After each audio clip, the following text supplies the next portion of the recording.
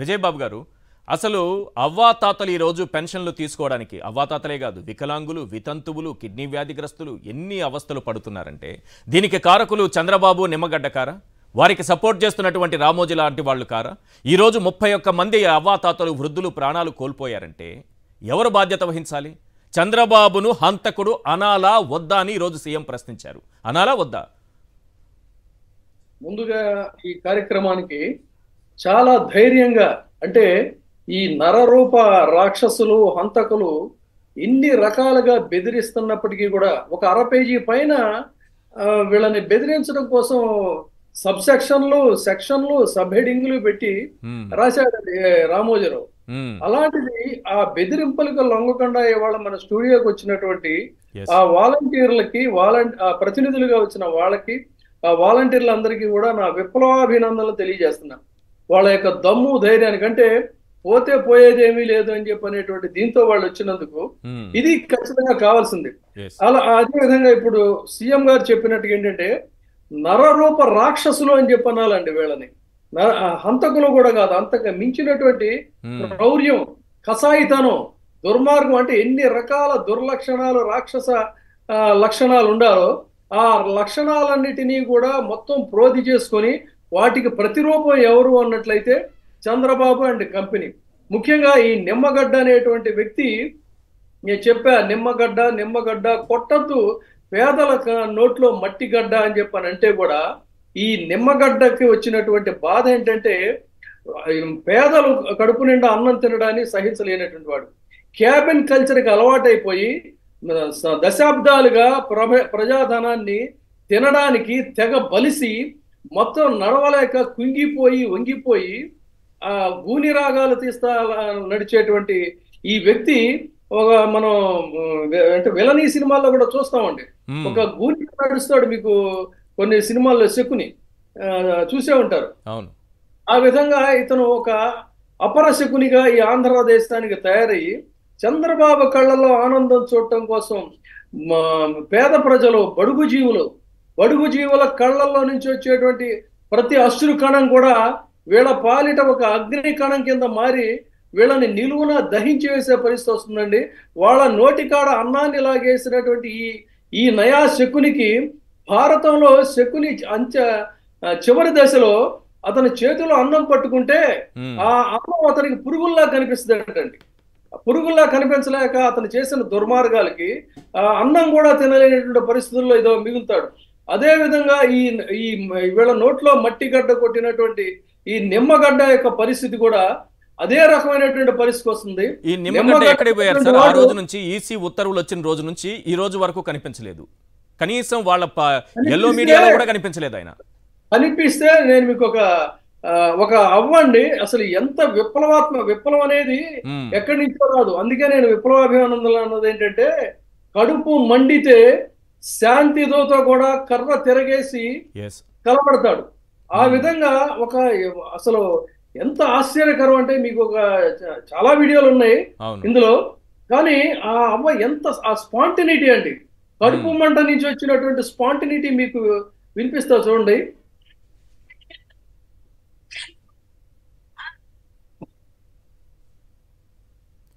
మీ mic దగ్గర పెట్టండి sir, లేదా ఇయర్ ఫోన్ ఉంటే ఇయర్ ఫోన్ దగ్గర పెట్టండి.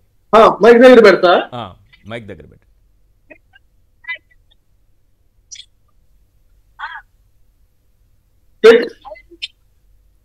నాకు పంపించండి సార్, అది మీకు పంపిస్తా. ఎంత అసలు అంటే ఒక విప్లవాలు అనేటువంటి ఎందుకు వస్తాయంటే, ఈ ఫ్యూడల్ మనస్తత్వం ఉన్నటువంటి వాళ్ళు పేద వర్గాలను ఎప్పుడైతే అణిచివేస్తారో ఆ అణచివేత నుంచే ఈ విప్లవం అనేటువంటిది వస్తుందండి. దానికి ఉదాహరణే ఎంత అసలు ఎండు డొక్కల పండు రెక్కల కళ్ళల్లో దీన స్థితితో ఉన్నటువంటి ఆ బడుగు జీవుల యొక్క ఆవేశాన్ని చూస్తే నిజంగా ఎంత దారుణం అనిపిస్తుందంటే, ఇది మీరు ఒక్కసారి చూడండి, చాలా చిన్న క్లిప్, అనేక మంది మాట్లాడారు. ఈ ఒక్క క్లిప్ చూస్తే ఆ ఆవేశం, ఇది అంత నోటికాడ కూడు లాగేసి వాళ్ళ ప్రాణాలు నిలువునా తీస్తుంటే ఇంకొకడు ఉన్నాడు. ఒకసారి వినిపిస్తా సార్, మీరు పంపించిన బయట వినిపిస్తా. చెప్తాను చంద్రబాబు అందుకనే మరి మాకు అక్కడికి వెళ్ళి తెచ్చుకోమండి మేటి, అక్కడికి వెళ్ళి తెచ్చుకోమండి మేట్రా చెప్పు. మా ఇళ్ళకి వచ్చి ఇచ్చాడు జగన్, మా ఇళ్ళకి రప్పించాడు, ఇచ్చాడు, తలుపులు కొట్టిచ్చాడు. మరేమైతే మళ్ళీ ఒకసారి వినండి అవేమంటుందో. పెట్రోల్ పోసి కాల్చేస్తాను చంద్రబాబు. జగన్ మా ఇంటికి వచ్చి తలుపు తట్టి ఇచ్చారు, పెట్రోల్ పోసి తగలబెడతా ఈ చంద్రబాబునే అని అంటుంది అవ్వ. ఆ వయసు చూడండి, ఆ వృద్ధురాలను చూడండి, ఆ పేదరికాన్ని చూడండి, ఆ ఆవేదన చూడండి. ఇందులో చూడాల్సింది ఆ పేదరికాన్ని, ఆవేదనని సార్. చెప్పు.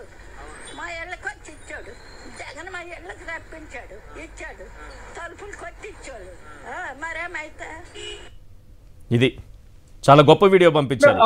అవ్వను చూస్తే నాకేమనిపించిందంటే ఎటు డొక్కల పుండు రెక్కల దీనావస్థలో ఉన్నటువంటి ఆ వ్యక్తి అంత ఆవేశంతో తగలబెట్టేస్తానంటే నరాల్లో ఎంత ఆవేశం, ఎంత కడుపు మంట ఉందనేది, పేదల గుండెలు ఏ విధంగా మండిపోతున్నాయి అనే దానికి ఇది ఒక ప్రతీక అండి. ఇది కేవలం ఒక ప్రతీక. కానీ ఇదంతా ప్రభుత్వం పెన్షన్లు ఇవ్వలేక చేతులు ఎత్తేస్తోంది అన్నట్టుగా 1వ తారీఖు నుంచి స్టార్ట్ చేసింది ఈనాడు దినపత్రిక. ఈ రోజు వరకు కూడా రాస్తూనే ఉంది. రామోజీరావు మొదటి పేజీలో మొదటి వార్త ఇదే. ఆ ఈనాడు యొక్క దివాళా కోరుతనాన్ని, ఈ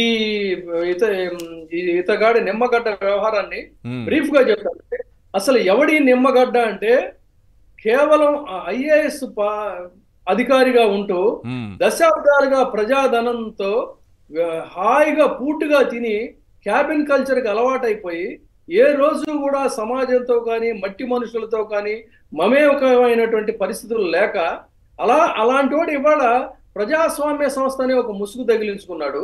అంతకు ముందు కమిషనర్ గా, రాష్ట్ర ఎన్నికల కమిషనర్ గా ఈ దగుల్బాజీ చేసింది పదే మనం చెప్పుకున్నాం.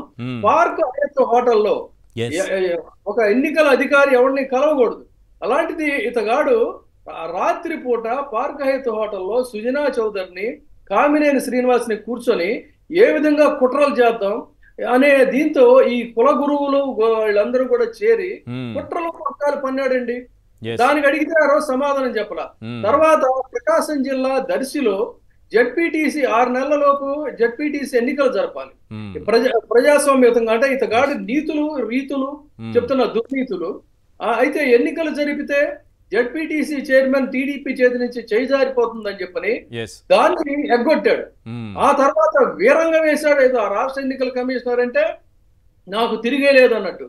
అప్పుడు మనం బాంబే హైకోర్టు జడ్జిమెంట్స్ అవన్నీ ఇచ్చి ప్రివిలేజ్ కమిటీని తాట తీస్తదని చెప్పని కొన్ని జడ్జిమెంట్స్ ఇచ్చిన తర్వాత తోక ముడిచి గురువులోకి వెళ్ళిపోయాడు. అంటే కమిషన్ కూడా ఇక్కడ చెప్తున్నానంటే చాలా ఓపెన్ గా ఏమనంటే fundamental rights cannot take away by the election commission అనే జడ్జిమెంట్స్ నా దగ్గర ఉన్నాయి. మళ్ళీ చెప్తున్నా, ఇక్కడ వాలంటీర్లు ఉన్నారు, వాళ్ళు గమనించాలి. Fundamental rights cannot take away by they election commission. ఎన్నికల కమిషను ఏ ఒక్క వ్యక్తి యొక్క ప్రాథమిక హక్కుల్ని కూడా తను తీసుకోలేదు, కొల్లగొట్టలేదు, లేదంటే లాగేసుకోలేదు. ఇది మీరు స్పష్టంగా చేయండి. ఈనాడు వాడేసినటువంటి ఆర్టికల్ ఏంటంటే వీళ్ళకి కనుక ఉల్లంఘించి ఏదైనా కనుక బయట పాల్గొంటే మీకు ఉద్యోగాలు రావు, మీ రికార్డు బ్రేక్ అయిపోతుంది.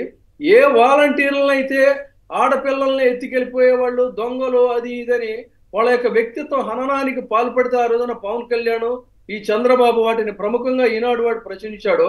అదే ఈనాడు వీళ్ళని బెదిరించడానికి మొత్తం అందులో చాలా మంది వాళ్ళందరూ కూడా ఉన్నత చదువులు చదివిన వాళ్ళు, ఎంబీఏ చదివిన వాళ్ళు, ఐటీలు చదివిన వాళ్ళు, ఇంజనీర్లు ఉన్నారని అంటాడండి. ఆ రోజునేమో వీళ్ళు దొంగలు అని చెప్పని రాశాడు. ఇవాళేమో వాళ్ళని బెదిరించడానికి కెరీర్ స్పాయిల్ అయిపోద్దని చెప్పడానికేమో వాళ్ళు చదువుకున్న వాళ్ళు అని చెప్పాడు. అంటే నీ ఫలానికి నీ బుర్రకి ఒక నిలకడ, నిబద్ధత, సైద్ధాంతికత అయినటువంటి పరిస్థితి ఏమీ లేదు.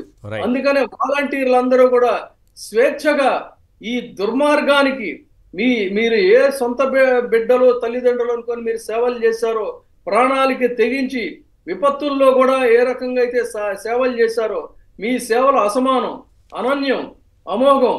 ఆ రకంగానే ఇవాళ ఈ దుర్మార్గం మీద కూడా మీరు గళమెత్తాలి, తిరగబడాలి. ఎవడు ఏం చేసేది ఏమీ లేదు. ఎందుకంటే ఫస్ట్ మనకు ఫండమెంటల్ రైట్ ఆర్టికల్ 19(1) మనకు రాజ్యాంగం ఇచ్చింది. ప్రతి వాలంటీర్ కూడా గొంతెత్తండి. ఈ అన్యాయాలను నిలదీయండి. వాళ్ళు అన్నదేంటి, పెన్షన్ల దగ్గరికి మీరు వెళ్ళొద్దు ఇవ్వద్దన్నారు, కానీ అన్యాయాల గురించి మాట్లాడొద్దని చెప్పే హక్కు భారత రాజ్యాంగంలో ఎవరికి ఇవ్వలేదు.